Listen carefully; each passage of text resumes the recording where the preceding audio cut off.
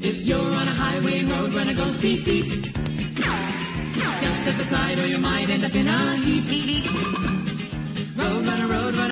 How we looking? We're looking alright. Man, I was working today and I'm writing out the partnership model of Iron Rainbow, how it all comes together, how we visualize it, like how you visualize it, how we display it visually, which packages you can choose from and all that. I'm working on that. And I wanted to record because I calculated in about 10 to 15% on a good day like today, maybe even 20% of my work time goes into fantasizing about competitors and how I'm going to obliterate them in the marketplace.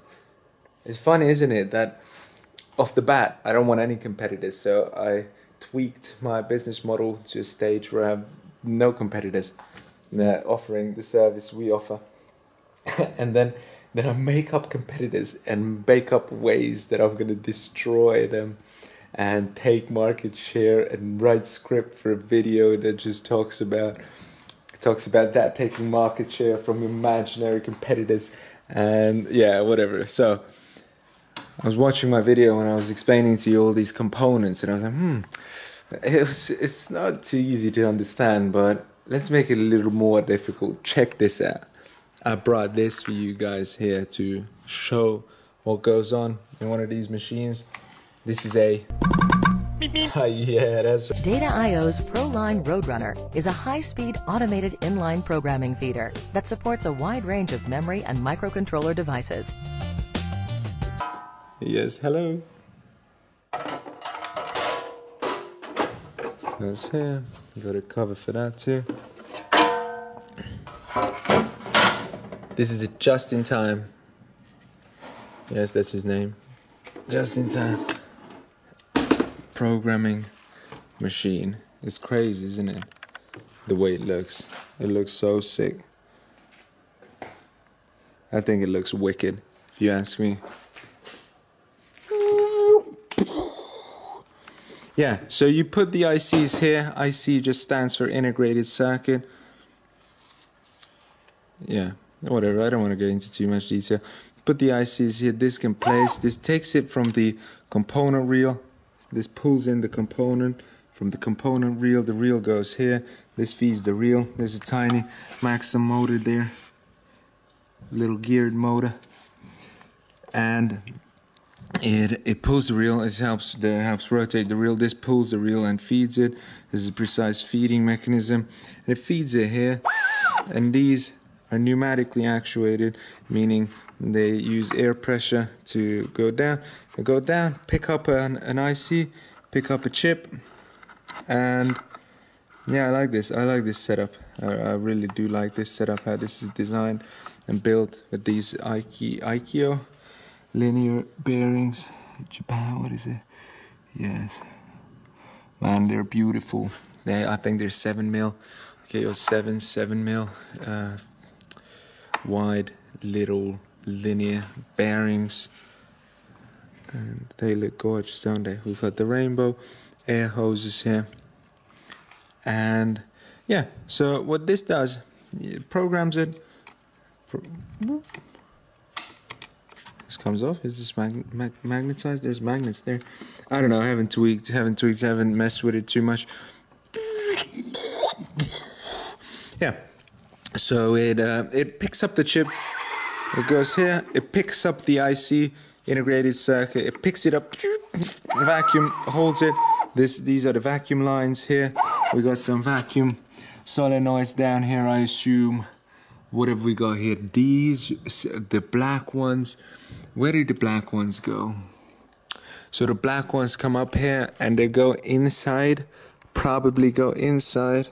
Yes, and turn into these. Yes, so these black ones, these are probably the vacuum solenoids here. Like they invert pressure. And yeah, they hold on to our little thingies. Pick it up. Pull it, put it in a programming, what do you call it? Yo, dude, what do you call that? The little socket that goes here that you can program in. I can't remember the name, man. Whatever. You place it in there, for each individual chip. If you have a different socket, different type of chip, different programming. Oh man, I can't remember that. Anyways, it doesn't really matter, does it? This is about the mechanics of this machine. So you put that thingy here, and need some oil, and it places it down here.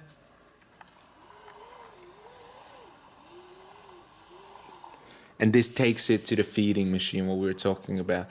That's also got these vacuum ports, vacuum tentacles. Picks it up and takes it on its journey. Puts it on the PCB. We've got some beautiful things here. This is cast aluminium. You see the casting? It's nice and sturdy and heavy. What is this? This is an optical amplifier. This is a photo interrupter with fiber optics attached to it instead of the diodes, the LEDs themselves being at the forefront. It sends soldiers fiber optics. See here? And there's a light that shines through from here into there, and when it gets interrupted, it measures the distance between the light source and the receiving end, which is it's here, but you calibrate the distance here, and it can calculate based on the speed of light and how long it takes for the signal to reach the sensor. And when something comes along here, it interrupts, and it takes less time or infinite time because it's blocked. And yeah, that's how it knows that the IC is there. So like this, you would program on it. This is a BGA chip, meaning it doesn't have little legs. It's got those balls. It's BGA, it's called a ball grid array IC. Can we zoom in? This is some memory or so. Sorry about this. I just want to zoom in for you guys. See the little balls. See that? And that gets melted on the PCB. So this would just be traveling here, minding its own business. Interrupts this signal, and then gets picked up from here and populated onto a circuit board where it will spend its life serving us. All of this is just to serve us. Machines are built for an end result, not for the machine to be built. Never forget that. When you're building machines, it's not about this. It's about that being programmed. And it's not about that being programmed. It's about that being in a circuit. And it's not about that being in a circuit. It's about that circuit doing something that does something that does something that does something to us. These are all just means to an end. Means to an end, man.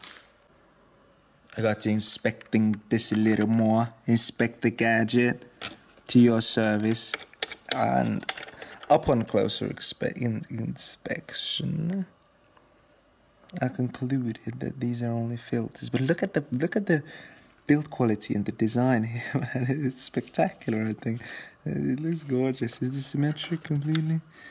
Yeah, there is the vacuum port. That block. Aluminum, right? Aluminum, you see aluminum? The block of aluminum right there is what negates the pressure. Yeah, I love it so much. Look at those tiny dip switches. They're tiny ass dip switches. It's beautiful. Look what. Just RJ45 connected from there to there. The cable brings it here and plugs in there. So 2 extra connectors, 2 extra males, 2 extra females. Check this out, man. I had this here in the other video. I forgot to show you guys. RJ45. RJ45 just stands for the size. This is standard Ethernet cable that you would plug into your router. And I brought these here to show you that this is what you can choose from when you're designing a machine. This goes into the behind of the color revolver, into the rear side of this revolver. Here they go here. This is the newest edition. It would go here. Yeah, and also into the bigger machine, bigger color changing machine. And I just put it here to show you guys that when you're designing a machine, you have freedom, unparalleled freedom. There's no, what have we got there? Look at that. Take a sneak peek at that. That is a arbitrary waveform generator. These things are so beautiful. I don't know how to convey this message to you guys. It's just so gorgeous. Anyhow, this is the same. Just a power jack. EMI, electromagnetic interference filter. We've got the filtration in here. You can see the circuitry for the filter. This has got the filter built into it. This has got the filter built into it with a switch.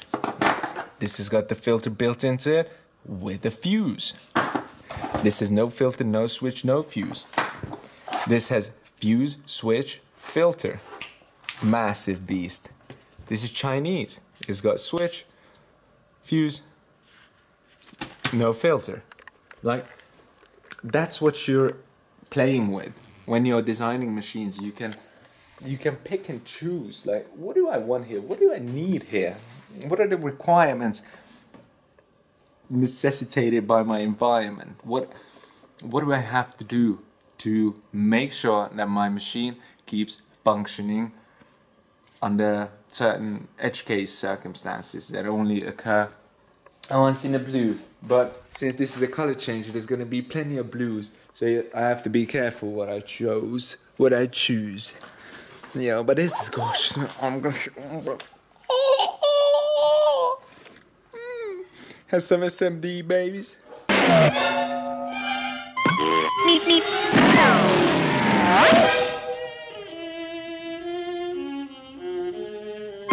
Meep meep. The Roadrunner mounts directly onto the feeder banks of most major SMT placement machines without consuming any additional floor space or altering the production line.